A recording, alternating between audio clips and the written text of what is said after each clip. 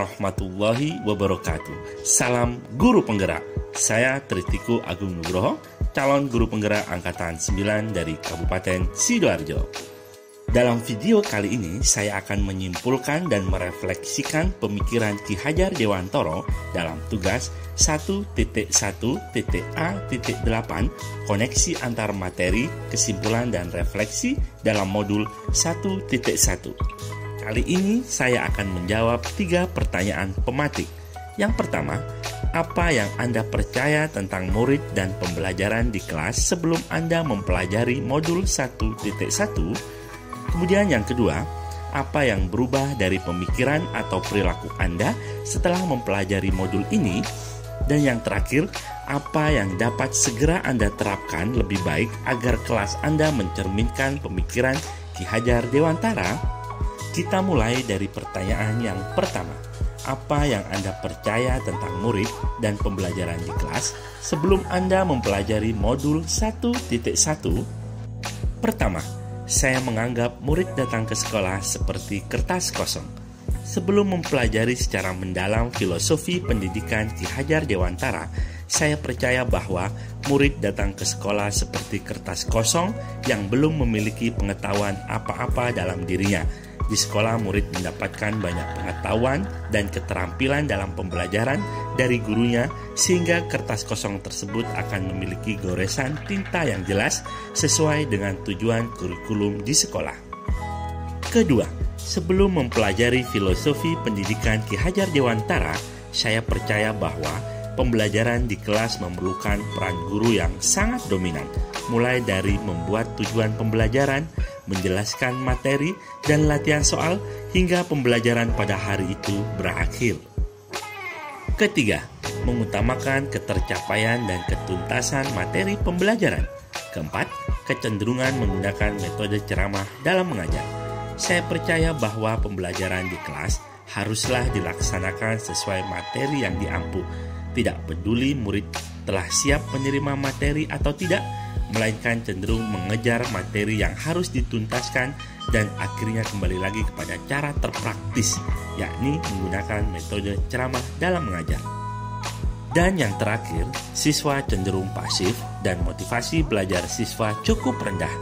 Metode ceramah yang sering saya gunakan ini merupakan pembelajaran satu arah dari guru kepada murid saja, di mana guru menyampaikan informasi secara lisan dengan cara berceramah, sehingga mengakibatkan guru menjadi lebih aktif dan murid cenderung pasif dan tidak ada interaktif dalam pembelajaran ini.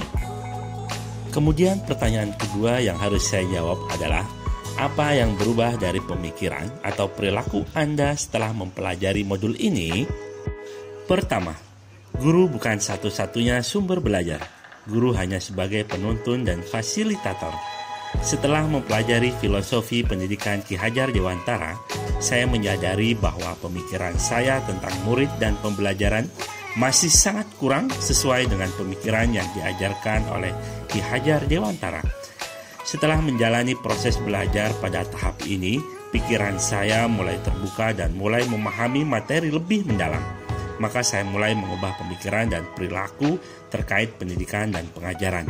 Selain itu, saya belajar bahwa pendidik harus menuntun segala kekuatan kodrat yang ada pada diri anak, agar mereka dapat mencapai keselamatan dan kebahagiaan yang setinggi-tingginya, baik sebagai manusia maupun anggota masyarakat, dengan mengacu pada trilogi pendidikan, yaitu ing ngarso suntulodo, ing madya mangunkarso, tut uri handayani, yang diartikan di depan memberikan contoh yang baik, di tengah memberikan semangat, dan di belakang memberikan dorongan, mencerminkan kedalaman filosofi Ki Hajar Dewantara yang tidak lekang oleh waktu. Filosofi ini diterjemahkan dalam dunia pendidikan sebagai penuntun segala kekuatan yang ada pada diri anak sebagai suatu kekuatan kodrat, agar nantinya mereka dapat mencapai keselamatan dan kebahagiaan yang setinggi-tingginya sebagai individu maupun sebagai warga masyarakat. Kedua, pembelajaran yang dilakukan menjadi berpusat pada siswa. Pembelajaran haruslah berpusat pada siswa, di mana proses dan pengalaman belajar diatur dan dikontrol oleh siswa itu sendiri, seperti yang dikemukakan oleh Ki Hajar Dewantara. Pendidikan haruslah berpusat pada siswa yang memanusiakan dan memerdekakan, serta berpihak dan berhamba pada siswa dengan tujuan untuk memaksimalkan potensi, minat, dan bakat yang dimiliki oleh setiap siswa.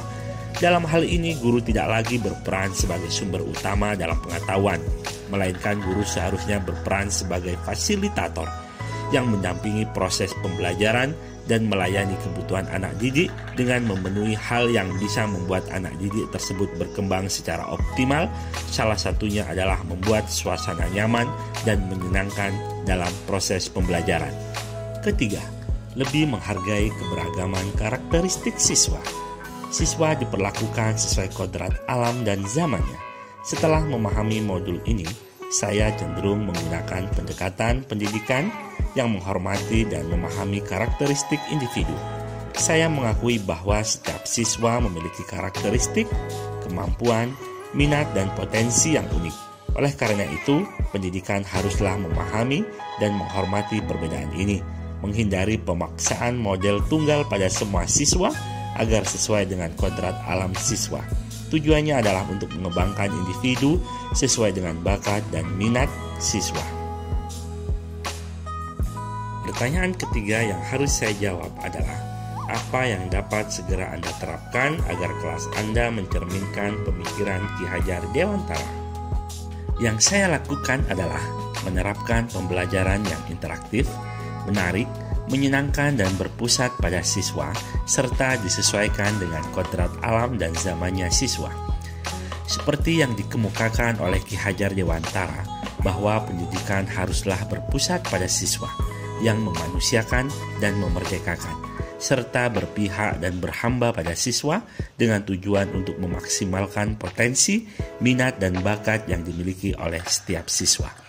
Dalam hal ini, guru tidak lagi berperan sebagai sumber utama dalam pengetahuan, melainkan guru seharusnya berperan sebagai fasilitator yang mendampingi, seperti yang dikemukakan oleh Ki Hajar Dewantara, bahwa pendidikan haruslah berpusat pada siswa yang memanusiakan dan memerdekakan, serta berpihak dan berhamba pada siswa dengan tujuan untuk memaksimalkan potensi, minat, dan bakat yang dimiliki oleh setiap siswa.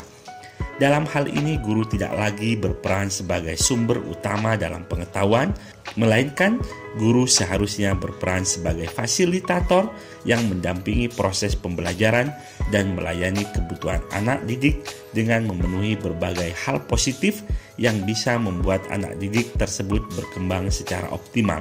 Salah satunya adalah membuat suasana nyaman dan menyenangkan untuk belajar. Berdasarkan hal tersebut, pembelajaran haruslah bersifat interaktif yang melibatkan siswa secara aktif dalam pembelajaran.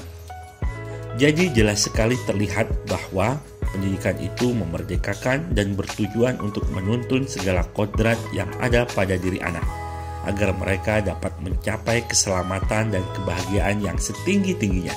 Guru hanya dapat menuntun tumbuh atau hidupnya kekuatan kodrat yang ada pada diri anak, agar dapat tumbuh secara maksimal sesuai zamannya. Akhirnya tiba pada kesimpulan, menurut saya, intisari pemikiran Ki Hajar Dewantara tentang pendidikan adalah pandangan holistik dan humanistik, di mana pendidikan diarahkan untuk menciptakan manusia yang utuh, berdaya, dan berbudi luhur dalam rangka membangun masyarakat yang lebih baik, serta pengakuan terhadap nilai-nilai pendidikan yang holistik, inklusif, dan berorientasi pada karakter siswa. Pendidikan haruslah bersifat holistik, yakni pendidikan yang mengembangkan seluruh potensi siswa secara harmonis, meliputi potensi intelektual, emosional, fisik, sosial, estetika, dan spiritual peserta didik.